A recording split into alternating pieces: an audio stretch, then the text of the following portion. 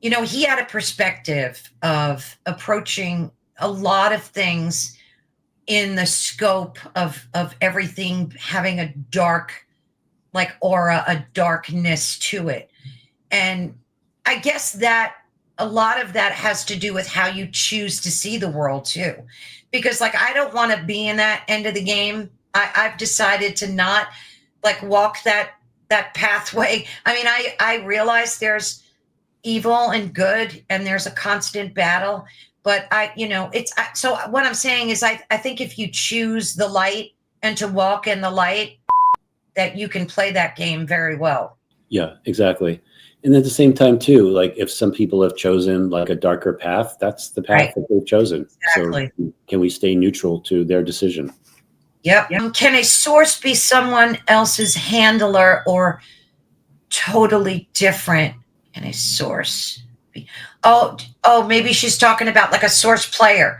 Can a source player be a handler? Yeah, They right. certainly can.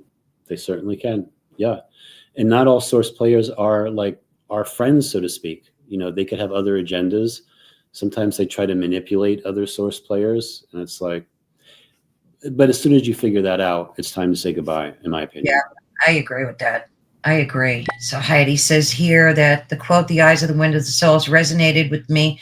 Yeah, Heidi, I agree. I really think they are. That's why when you said don't look into people's eyes too readily, because I was always thought, well, I don't do it to strangers, of course, but to loved ones and people I trust, I always look in their eyes. That's okay, right?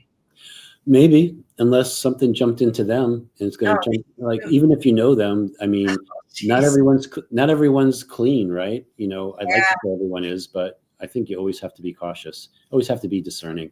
I'm not saying don't make eye contact with anyone, but use your intuition. yeah. Yeah, maybe like deeply, like that game you played. And what was that all about, that game where you gaze into people's, like, what was supposed to be the end result of that game? Yeah, so the end result with that is, I believe it has to do with how you deal with other people, because the concept is that when you're talking to someone and you're not looking them in the eye, you're viewed as being deceptive, like you Right. must actually be lying to them. But if you can make eye contact, that shows and it forces you to become more honest with them and more truthful.